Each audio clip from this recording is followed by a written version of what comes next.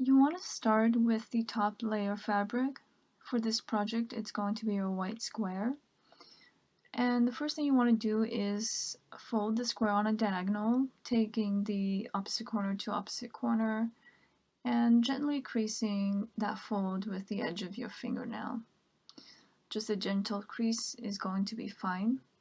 And then you do that one more time, taking opposite corner to opposite corner, and gently creasing your fold. Make sure not to apply too much pressure when creasing your fold. Otherwise, it may cause the bias of your fabric to stretch and your square can become uneven. Next, we'll be marking our incision points, and to do that, you'll need a ruler, a marking tool such as a pen, a pencil, or a erasable marker.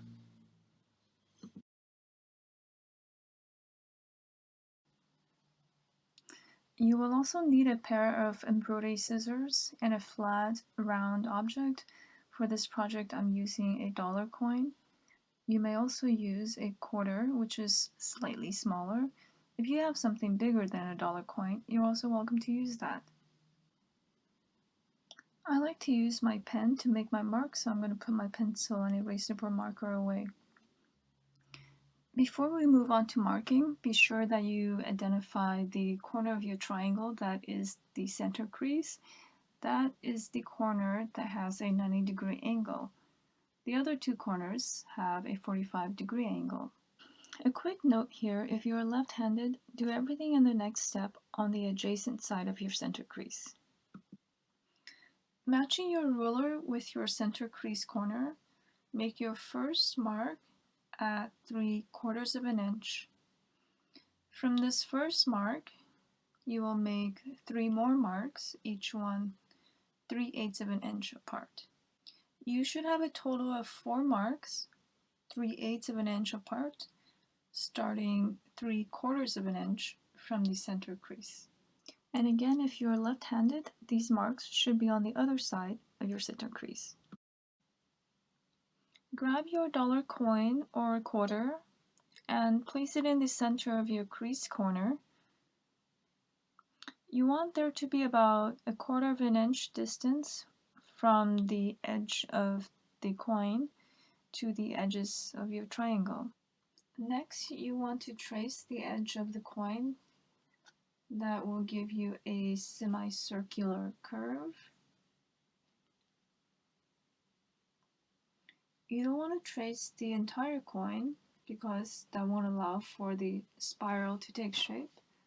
You just want to do a semicircle and then connect that semicircle to the first mark that you made.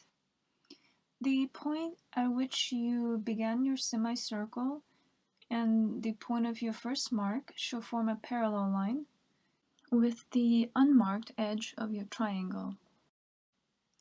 Take your ruler and match the 2 points of your semicircle. You'll notice you have about 1.25 inches in distance between them. You're going to make 2 marks, each one of them 3/8 of an inch apart, starting from the outermost mark.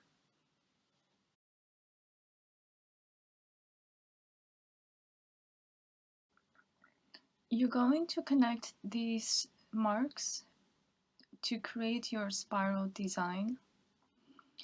And you want to connect them with dots, just in case you make any mistakes, it's easier to correct. I connect the 2 outermost marks first. And then I continue the spiral, making a dotted path that connects to the final mark.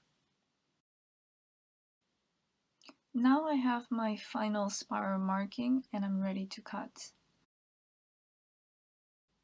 Make sure you have really sharp embroidery scissors so that you get really clean cuts without any fraying. I'm going to snip the 3 marks above my spiral first. To do that, you want to position your scissors perpendicular to the raw edges of your triangle and forming a 45-degree angle to the side of the triangle that you are cutting. Your snips should run with the grain of the fabric, and they should be quite small, about 1/8 of an inch. Once I have made the 3 snips, I will move on to cut my spiral. Because I'm right-handed, I made my spiral so that I'm cutting it from right to left. If you are left-handed, you should be cutting your spiral starting from the left and going right. Make sure you are holding the layers of your fabric securely in place while you are cutting. Take your time and don't rush this process. Keep your non-dominant thumb in the center of the spiral while you cut. Having very sharp embroidery scissors helps prevent the fabric from moving around while you cut. I'm speeding up the next part of this video so that you don't have to watch me cut for 2 minutes.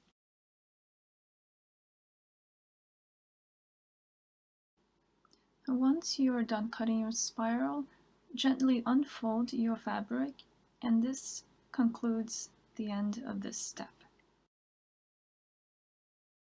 Next, we'll be basting our 2 layers of fabric together.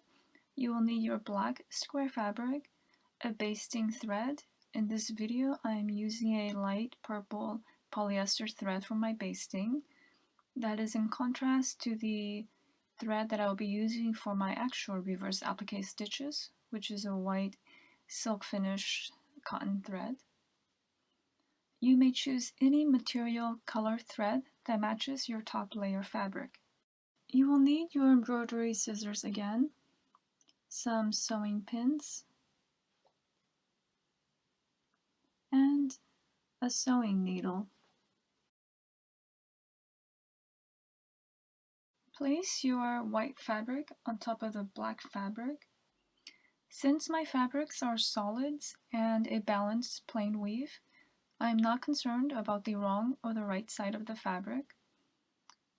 Match the corners and edges of your 2 squares and pin them together. I'm starting with my basting thread. I have my sewing needle threaded and knotted at the tail end. First, I'm going to baste along the path of the spiral, starting from the center and going back to the other side. I'm fast forwarding through this part of the video because there are no special instructions here. Once you have basted your way to the center of the spiral, jump your needle and baste on the outside of the spiral back to the center.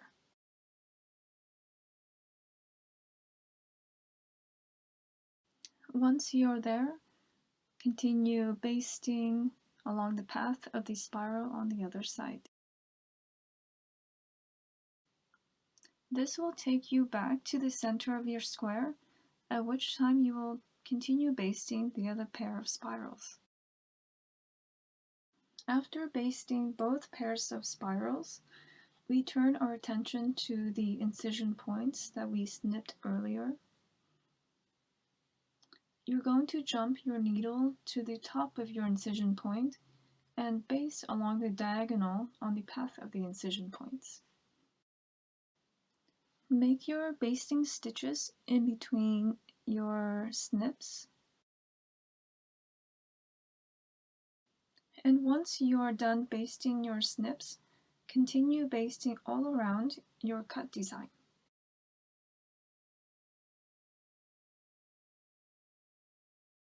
To begin the reverse applique stitching process, you will need to have your embroidery scissors nearby and a threaded needle. The first thing you want to do is snip about 1/8 of an inch where the valley of your pair of spirals is. This is the point where you will begin your reverse applique stitching. To make the reverse applique stitch, you take your needle and use the point of your needle to tuck in about 1/8 of an inch hem.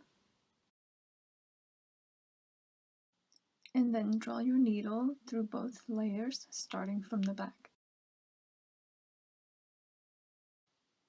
Make your first stitch by inserting your needle in the bottom layer fabric right next to where you just drew up your thread, and directing the needle to the left, bring the needle back up through the folded edge of the applique. If you can, try to catch only about 2 or 3 threads of the folded edge of the applique so that your stitches are less visible. And if you are left-handed, be sure that you are starting from the center valley and going in the right instead of left direction. The distance between my stitches are about 1/8 of an inch. As I move along, I continue to tuck in the edge of my applique little by little using the point of my needle. And again, to make the stitch, I insert my needle through the bottom layer of fabric, direct my needle to the left, and bring it back up through the applique folded edge. I am tucking in the edge of my applique, 1 stitch at a time, and I advise you to avoid using your finger to do any tucking. Use only your needle. This helps to prevent your fabric from fraying. Continue to carefully fold and stitch your applique to the center of your spiral. Once you're there, I will show you how to come back around.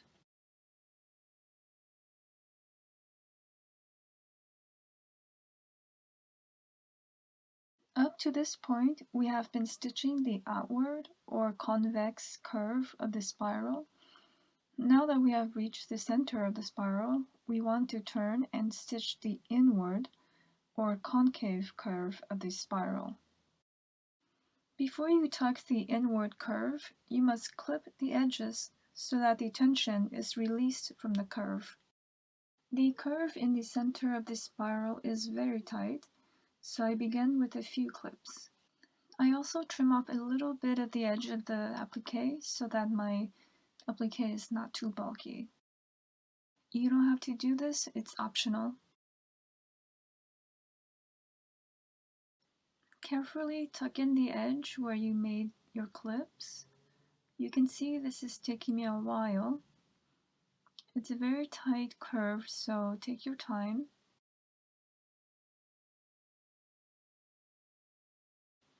Once you are satisfied with the shape of your curve, continue stitching as you did before. The stitching process is very slow, so I will fast forward a little bit. If your basting stitches are in the way of your folding and stitching, just remove them.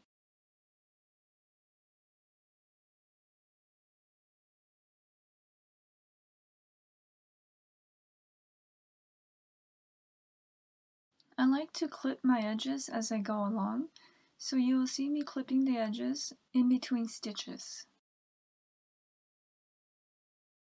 Once you are back in the connecting valley of your spirals, we'll move on to the next step.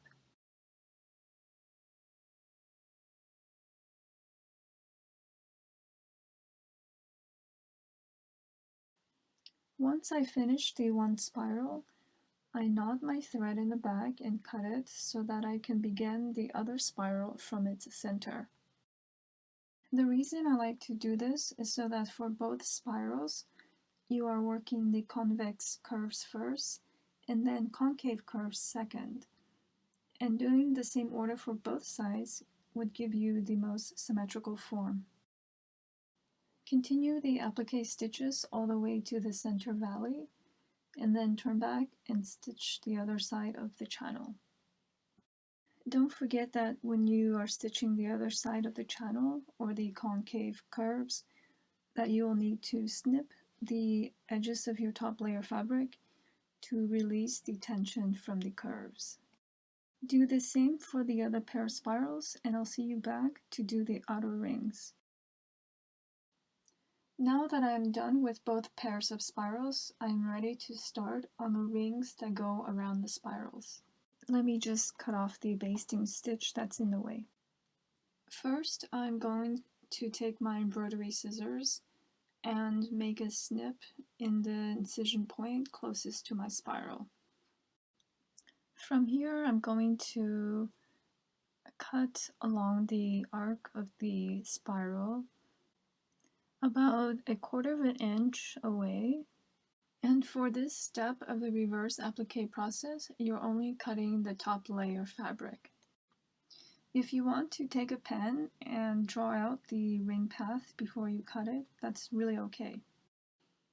With my threaded needle, I began the applique stitches from where I snipped the incision point.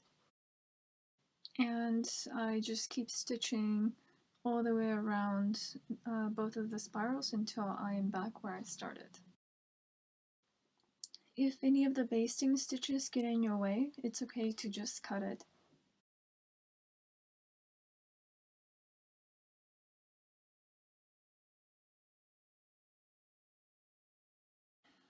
Now that I'm back to where I started, I will just turn around and applique stitch on the other side of the channel.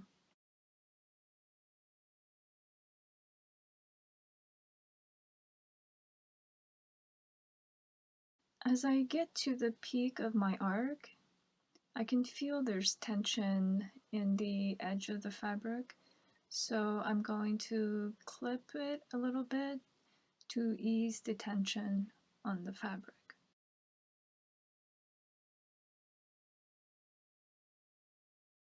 I will make this clip every time I reach the crown of a concave curve. So at this point, I have finished all 3 rings around my spirals. Basically, I use the incision points as guides to cut the ring paths around these spirals.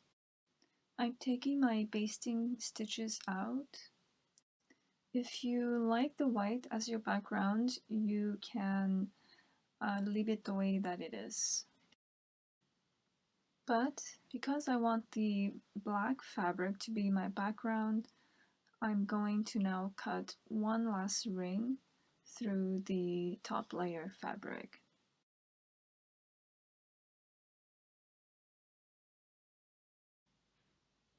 Once I'm done cutting, I will do applique stitching all around the final ring and I will be done. It is common to embroider decorative patterns around your reverse applique. However, you can simply leave it as it is. For my project, I decided to make 4 of the same motif and piece and quilt them to make a pillow cover.